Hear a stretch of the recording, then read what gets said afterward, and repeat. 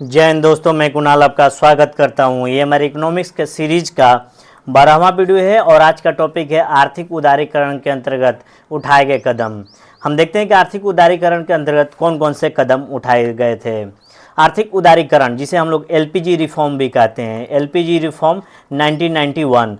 LPG liberalisation, privatisation और globalisation, इन्हीं तीनों स्तंभों पर हम लोग अपनी अर्थव्यवस्था को यानी कि नई अर्थव्यवस्था को खड़ी करने के फिराक में हैं। तो आइए समझते हैं कि इसके अंतर्गत कौन कौन से अर्थव्यवस्था के अंतर्गत सुधार किया गया था, यानी कि नई आर्थिक नीति के अंतर्गत कौन कौन से कदम उठाए थे ताकि हमारी अर्थव्यवस्था फिर से रिवाइव कर जाए।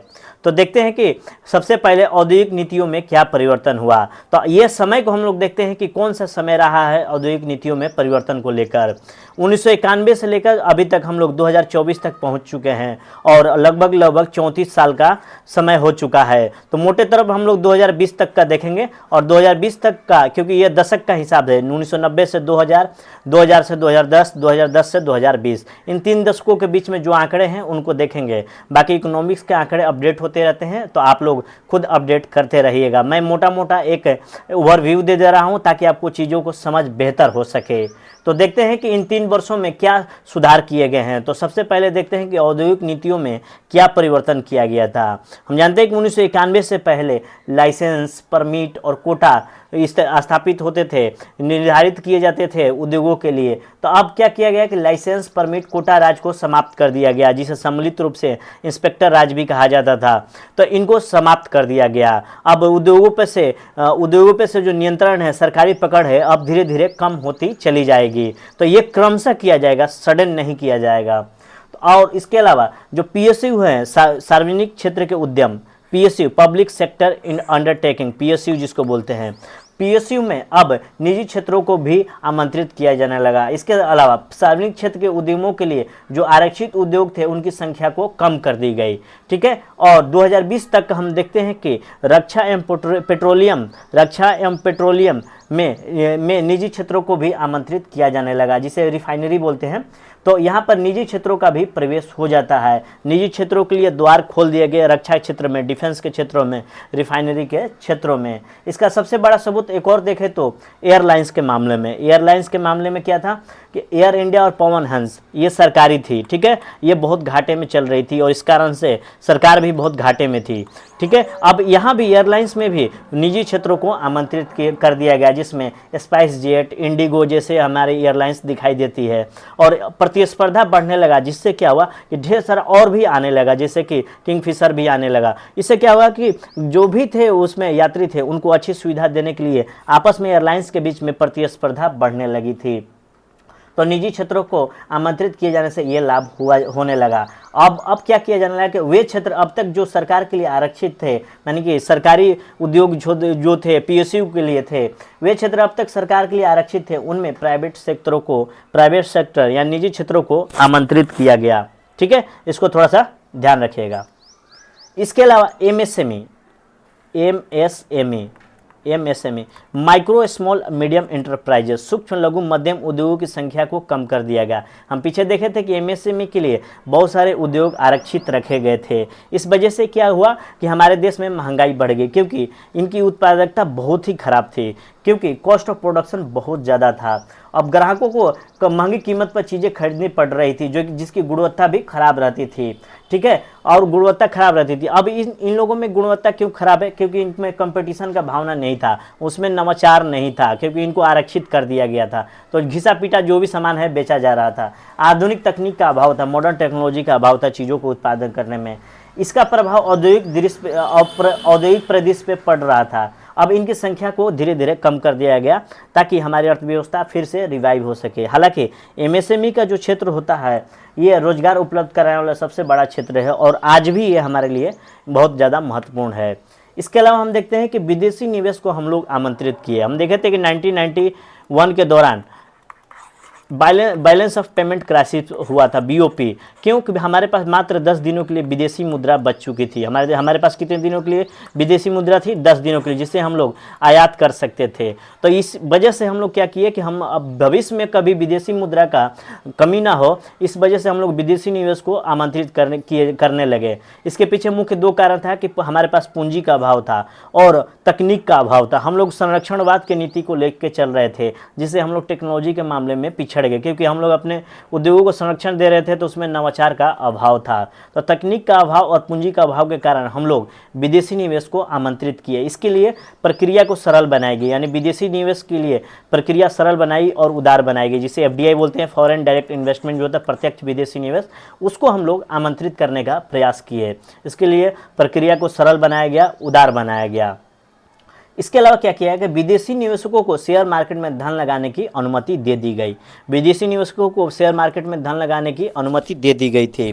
अब विदेशी निवेशक वो आएंगे कि क्या करेंगे? डॉलर में पैसा लेकर आएंगे और आरबीआई के पास जाकर भंज जाएंगे रुपया में, ठीक है। तभी भारतीय शेयर बाजार में ये पैसा लगाएंगे। इससे क्या हुआ कि आरबीआई के पास विदेशी मुद्रा बढ़ने लगी थी। इससे विदेशी मुद्रा बढ़ेगी और मार्केट में रुपया पहुंचने लगा, और मार्केट में रुपया पहुंचने का मतलब औद्योगिक जगत को रुपया मिलने लगा था। इससे हमारा धीरे धीरे विदेशी मुद्रा कोष में ढेर सारा वृद्धि हुआ, और आज देखिए कितने अरब हम लोग पहुँच चुके हैं। तो इसको ध्यान रखिएगा, आप डाटा अपडेट कर लीजिए कितना अभी वर्तमान में है प्रत्यक्ष विदेशी मुद्रा कोष हमारे कितना बिलियन हो गया है। तो इसको आप लोग खुद कीजिएगा, ठीक है। मैं उसका एक कॉन्सेप्ट आपको बिल्डअप करते चला जा रहा हूँ। इसके अलावा व्यापार एवं विनिमय दर की नीतियों में ढिलाई करी गई। व्यापार के लिए क्या जरूरत है? माने कि पूंजीगत वस्तुएं जरूरी है, यानी कि उद्योगों के लिए किस चीज़ की जरूरत होती है? पूंजीगत वस्तुएं के अंतर्गत आ जाएगी। जैसे कि मान लिया बिजली बनानी है तो बिजली बनाने की मशीन होनी चाहिए, और इससे बिजली जो बनेगी उसको हम लोग बेचेंगे तो पूंजी जनरेट होगा। तो पूंजीगत वस्तुएं जो भी थी, जैसे मशीनें हो गई और कच्चा माल हो गया, ठीक है। व्यापार के लिए या उद्योग के लिए क्या की जरूरत है? पूंजीगत वस्तुएं और कच्चा माल। अब इनके लिए क्या किया? इन दोनों के लिए प्रक्रिया को सरल बना दिया गया, उदार बना दिया गया। रॉ मटेरियल के लिए अब क्या हुआ कि अब इन चीज़ों को उदार बना दिएगा तो नई नई मशीनें हमारे पास आने लगी। नई मशीनें आ गई तो क्या होगा? उत्पादन अपने आप बढ़ जाएगा। उत्पादन बढ़ेगा तो उत्पादन लागत भी कम होगी, क्योंकि मशीनों से उत्पादन हो रहा है, टेक्नोलॉजी से उत्पादन हो रहा है। और इसके बाद इससे जो वस्तुएं उत्पादित होगी विश्व बाजार में वो कंपटीशन लायक हो जाएगी, प्रतिस्पर्धा लायक हो जाएगी। जैसे कि 1980 में एक मारुति जो होती है, मारुति कार जो है वो जापान के सहयोग से बनाई गई थी। इससे पहले हमारे पास एम्बेसडर कार हुआ करती थी और फिएट कोई कार होती थी। मात्र 2 ही कारें थी और दोनों में कंपटीशन का अभाव था। अब हम इन लोगों को संरक्षण दे रखे थे, तो ये नहीं पुरानी टेक्नोलॉजी से ये चलाएंगे, नहीं इसमें इंप्रूवमेंट करेंगे, एम्बेसडर कार में नई सुविधाएं नहीं देंगे, तो ये एज इट इज रह जाएगा। तो एज इट इज रहेगा, नई टेक्नोलॉजी नहीं लगाएंगे तो हम लोग पिछड़ते चले जा रहे थे। इसलिए अब क्या किया जाने लगा कि नई मशीनों से उत्पादन किया जाने लगा। नई मशीनें लगेंगी तो उद्योगों की संख्या बढ़ जाएगी। उद्योगों की संख्या बढ़ेगी तो लोगों को रोजगार मिलेगा तो फिर नई टेक्नोलॉजी आएगी। फिर उसके बाद नई टेक्नोलॉजी से फिर क्या होगा कि चीज़ों का उत्पादन ज़्यादा होगा तो उपभोक्ता भी बढ़ेंगे और सस्ती दर पर लोगों को सेवा मिलेगी, जिससे ग्राहकों को लाभ होगा। ये कैसे होगा? केवल व्यापार को उदार बनाकर। तो ये किया गया, ठीक है। व्यापार में यहाँ पर उदार बनाया गया। अब विनिमय दर में क्या किया गया कि विनिमय दर में क्या हुआ था कि जैसे इससे पहले आरबीआई का पूरा नियंत्रण होता था, मुद्रा के विनिमय पर पूरी तरह से आरबीआई का नियंत्रण होता था। मान लिया आपको यूएसए जाना है तो आप रुपया लेके जाएंगे आरबीआई के पास और वो आपको डॉलर में भंजा के देगा, ठीक है। ये डॉलर वाला खेल केवल आरबीआई ही खेलता था, ठीक है, कि कितना आपको खर्च करना है विदेशों में जाकर, कितना डॉलर आपको मिलेगा ही मिलेगा, इतना मिलेगा खर्च करने के लिए। लेकिन अब क्या किया जाने लगा कि अब एक्सचेंज रेट, विनिमय दर को मार्केट फोर्स निर्धारित करेगी। मार्केट फोर्स का मतलब हो गया डिमांड एंड सप्लाई। ये मार्केट फोर्स हो गया। अब ये निर्धारित करेगी एक्सचेंज रेट को, ठीक है। तो ये क्या किया गया कि विनिमय दर में भी रियायतें की गई। इसके अलावा हम देखते हैं कि कर सुधार किया गया। भारत में टैक्स रिफॉर्म किया गया आर्थिक उदारीकरण के अंतर्गत। जब 1991 में एलपीजी रिफॉर्म किया गया, उससे पहले उदारीकरण से पहले 56% थी, यानी कि आयकर जो थी 56% थी। और यहीं से भारत में टैक्स चोरी की शुरुआत हुई। कैसे कि मान लिया आप 100 रुपये कमाते हैं और 56 रुपया टैक्स चुकाने में ही आप गंवा दे रहे हैं, तो लोग सोचेंगे इतना टैक्स क्यों पे करें, तो 30 रुपये की चोरी कर लेते हैं और 26 रुपया टैक्स चुकाते हैं। तो 30 रुपये क्या हुआ कि टैक्स बिना टैक्स चुकाए ही ये 30 रुपये मार्केट में घूम रहा है और ब्लैक मनी के रूप में घूम रहा है। सरकार के पास तो ये गया नहीं, यानी कि जिस धन पर टैक्स न चुकाया जाए वो काला धन होता है, ठीक है, ब्लैक मनी होता है। तो यहाँ से टैक्स की चोरी की शुरुआत हुई और यही बाद में काला धन का शुरुआत हो जाता है भारत में, ठीक है। इसके अलावा इसे जो इनकम टैक्स था तत्कालिक रूप से इसको 40% तक लाया गया और अभी ये 30% है। इनकम टैक्स का स्लैब हर बार चेंज होते रहता है, आप लोग ध्यान रखिएगा, ठीक है। इनकम टैक्स का स्लैब चेंज होते रहता है, आप लोग अपडेट करते रहेगा, मैं एक मोटे तौर पे बताते जा रहा हूँ। फिर उसके बाद निगम कर होता है जिसे कॉर्पोरेट टैक्स होगा और 1991 में 52% था। तो उद्योग कैसे लगेंगे इसको देख लीजिए, इसे घटाकर 46% कर देगा। अभी वर्तमान में क्या है आप अपडेट कर लीजिएगा। फिर उसके बाद सीमा शुल्क जो इसे कस्टम ड्यूटी कहते हैं, वो उदारीकरण से पहले 200% थी, इसे घटाकर कितना कर दिया गया, 60% कर दिया गया। ये जो कस्टम ड्यूटी होती है संरक्षणवाद के लिए किया जाता है, यानी कि अपने देश की वस्तुओं को संरक्षण करने के लिए किया जाता है। मान लिया कि भारत में कोई वस्तु है, उसकी कीमत है 150 रुपये और विदेश की कोई वस्तु है, फॉरेन वस्तु, वही सेम वस्तु विदेश में है 100 रुपये में। अब ये भारतीय बाजार में प्रवेश करेगी तो भारतीय वस्तुएं बाहर हो जाएगी, तो इस पर क्या किया जाएगा, 200% टैक्स लगा दिया जाएगा। 200% टैक्स लगाया तो कितनी हो जाएगी, 300 रुपये हो जाएगी। या अगर 100 रुपये का 100 का परसेंटेज लगा निकालेंगे तो कितना हो जाएगा, 200% का 100 + 100 हो जाएगा, 200 रुपये हो जाएगा। अब ये 200 रुपये की वस्तुएं रहेगी तो 205 में तो बेचेगी ना, तो भारतीय बाजार में आकर 205 में बेचेगी तो कोई खरीदेगा जो 150 रुपये में पहले से मिल रहा है। तो अपनी वस्तुओं को संरक्षण देने के लिए ये सीमा शुल्क का उपयोग किया जाता है, इसको महंगा कर दिया जाए, कस्टम ड्यूटी को महंगा कर दिया जाए। जो अंग्रेज किया करते थे भारतीय वस्तुओं को आज़ादी से पहले, कि भारतीय वस्तुओं पर सीमा शुल्क इतना लगा देते थे कि वो इंग्लैंड के बाज़ार में नहीं बिक पाती थी। तो यही किया जा रहा था भारत में। तो इसमें कर सुधार किया गया और तत्काल रूप से 60% कर दिया गया। अभी चेक कर लीजिए कितना है। इसके बाद सार्वजनिक क्षेत्र की नीतियों में परिवर्तन किया गया। जो सार्वजनिक क्षेत्र के उद्यम थे ये सफ़ेद हाथी बने हुए थे। यहाँ पर राजनीतिक रूप से ये प्रेरित हुआ करते थे, जहाँ पर नौकरशाही हावी रहती थी। ये बिल्कुल जड़ हो गए थे।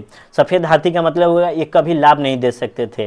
यहाँ पर जो कार्य संस्कृति थी बहुत ही खराब थी और दुनिया भर का नुकसान यहाँ पर हो रहा था। और उस नुकसान से उबारने के लिए सरकार अपने खजाने खाली कर रहे थे, खजाने पैसे दे रहे थे। तो देख रहे हैं ये सफ़ेद हाथी बनी हो रही थी और सरकार पर बोझ बढ़ता जा रहा था। अब क्या किया जाने लगा, जो पीएसयू है, सार्वजनिक क्षेत्र के पीएसयू हैं, इसका डिसइन्वेस्टमेंट किया जाने लगा, विनिवेशीकरण किया जाने लगा। विनिवेशीकरण किया जाने लगा तो क्या होगा, जो मालिकाना हक है सरकार के पास रहेगी, यानी कि 51% शेयर सरकार के पास रहेगी, बाकी 49% शेयर बेच दिया जाएगा। इसको ध्यान रखिएगा, ताकि बोर्ड ऑफ डायरेक्टर में प्राइवेट लोगों का एंट्री हो जाएगा और प्राइवेट लोग विशेषज्ञ होते हैं और ये अपनी पूंजी लगाएं तो लाभ कमाने के सोचेंगे, तो कार्य संस्कृति बेहतर हो जाएगी उस कंपनी की विनिवेशीकरण से। वो कंपनी जो घाटे में थी अब लाभ में आने लगेगी, ये विनिवेशीकरण का फायदा होगा। इसके अलावा जो बीमार उद्योग थे बेकार पड़े उद्योगों को बेच दिया गया, ठीक है, और नहीं बेचा गया तो उसे बंद कर दिया गया। उसके बाद पीएसयू जो थे, सार्वजनिक क्षेत्र के उपक्रम थे जो चालू थे, उनको कहा गया कि अगर लाभ में नहीं है तो आप उसको बंद कर दीजिए। अगर उनको लाभ में, अगर पीएसयू जो चालू थे उनको प्रॉफिट में आने को कहा गया, और अगर आपको धन की ज़रूरत है प्रॉफिट में आने को कहा है, और अगर आपको धन की ज़रूरत है तो आप अपने आप धन जुटाइए, संसाधनों के माध्यम से शेयर के जरिए जुटाइए। इससे पीएसयू में जो भी सार्वजनिक क्षेत्र के उद्यम थे उनके अंदर उत्तरदायित्व की भावना आई और इससे क्या हुआ कि जो सरकारी बैसाखी थी उसको हटा लिया गया, यानी कि सरकारी बैसाखी के सहारे अब नहीं छोड़ा गया। सरकारी बैसाखी के सहारे अब पीएसयू थे अब नहीं रह सकते थे, स्वावलंबी बनना पड़ेगा, ऐसा कहा गया सार्वजनिक क्षेत्र में। इसके अलावा वित्तीय क्षेत्र में सुधार किया गया, फाइनेंशियल सेक्टर में रिफॉर्म किया गया। बैंकिंग क्षेत्र जो थे वो सार्वजनिक क्षेत्र में थे, बैंकिंग क्षेत्र थे वो सरकार के अंदर थे, सार्वजनिक क्षेत्र में थे। अब निजी बैंकों के लिए भी इसको खोल दिया गया, जिसमें एचडीएफसी हमें नज़र आएगा, यस बैंक का नज़र आएगा, आईसीआईसीआई, ढेर सारा प्राइवेट बैंक आ गए, ठीक है। तो वित्तीय क्षेत्र में यहाँ से सुधार किया गया और वित्तीय क्षेत्रों में ढेर सारा बैंकों का एंट्री से क्या हुआ कि प्रतिस्पर्धा बढ़ गई। जो नेशनलाइज बैंक थे उनके साथ अब प्रतिस्पर्धा होगी तो क्या होगा, कंपटीशन की भावना बढ़ गई और लोगों को बहुत अच्छा सेवा मिलने लगा। सेवा सेवा अच्छी हो गई। उसके अलावा पूंजी बाजार की बात करते हैं, ठीक है। शेयर मार्केट या शेयर बाजार से पूंजी आती है, ये तो हम लोग सभी जानते हैं। इस कारण से ये बहुत ज़्यादा महत्वपूर्ण होता है। और यहाँ पे बहुत सारा घोटाला हो रहा था 1990 के राउंड में, बहुत सारे, जैसे हर्षद मेहता केस आप लोग सुना होगा, और बहुत लोग पैसे लेकर बैंक का भाग जा रहे थे। तो इनको पारदर्शी एवं विश्वसनीय बनाने के लिए SEBI, stock and exchange board of India, भारतीय प्रतिभूति और विनिमय बोर्ड को स्टैट्यूटरी अधिकार दे दिया गया। इससे क्या हुआ, कैपिटल मार्केट बहुत ज़्यादा व्यवस्थित हो गया। इसके अलावा कैपिटल मार्केट में पोर्टफोलियो इन्वेस्टमेंट, शेयर समूह निवेश के लिए भी खोल दिया गया। अब क्या होता था कि भारतीय उद्योग अभी तक क्या करते थे, भारतीय उद्योगपति या उद्योग अभी तक बैंकों तथा शेयर मार्केट से पैसा लेते थे। अब क्या क्या करने लगे, अब क्या करने, अंतर्राष्ट्रीय पूंजी से भी, अंतर्राष्ट्रीय पूंजी ये भी इकट्ठा कर सकते थे, अंतर्राष्ट्रीय पूंजी बाजार से ये पैसा जुटा सकते थे भारतीय उद्योग या उद्योगपति। इसके अलावा आयात निर्यात में ढेर सारा छूट दिया गया। बहुत सारे आयात निर्यात पर प्रतिबंध थे। अब निर्यात को प्रोत्साहित करने के लिए इंसेंटिव दिया जाने लगा। सेज की स्थापना की गई। सेज में यहाँ पर जो वस्तुएं उत्पादन होगी, एक एरिया बना लिया जाएगा, उसको सेज घोषित कर लिया जाएगा, और यहाँ जो वस्तुएं उत्पादित होगी वो कॉस्ट ऑफ प्रोडक्शन उसका कम होगा, क्योंकि टैक्स बहुत कम लगाया जाता था, और इसको निर्यात किया जाता था। निर्यात करने से क्या होगा कि बहुत कम पैसे में, बहुत कम कॉस्ट ऑफ प्रोडक्शन इसका कम रहा है, तो ये विदेशी बाजार में जाएगा तो ये आसानी से प्रतिस्पर्धा कर सकता था, ठीक है। जैसे आप यूएसए का बाजार देख ले, कनाडा, चाहे पश्चिमी देशों का, ऊपर हल्दीराम, पतंजलि के प्रोडक्ट अभी दिखाई देने लगेंगे। इससे पहले क्या होता था कि 1990-91 से पहले बहुत सारी चीज़ों पर प्रतिबंध था, ठीक है। बहुत सारे प्रतिबंध था। तो विदेशी से कोई सिगरेट लाता था, शर्ट लाता था, कपड़ा लाता था, तो कहता था देखो मेरे यहाँ इम्पोर्टेड सामान हम लेकर आए, और वो शान महसूस करते थे। लेकिन अब क्या किया जाने लगा, विदेशी बाजार को खोल दिया गया, ठीक है, आयात को आने दिया गया, और भारतीय बाजार में ये लोग विदेशी माल था वो पटने लगा, बहुत सारा अच्छे से उपलब्ध होने लगा।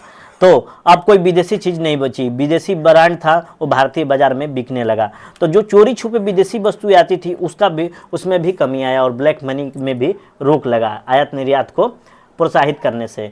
तो जो सेज बनाया गया, निर्यात बढ़ाने के लिए इंसेंटिव दिया जाने लगा। इससे क्या हुआ कि भारतीय बाजार जो था विश्व बाजार से जुड़ने लगा, और ये क्रमशः हुआ है, अचानक नहीं हुआ है।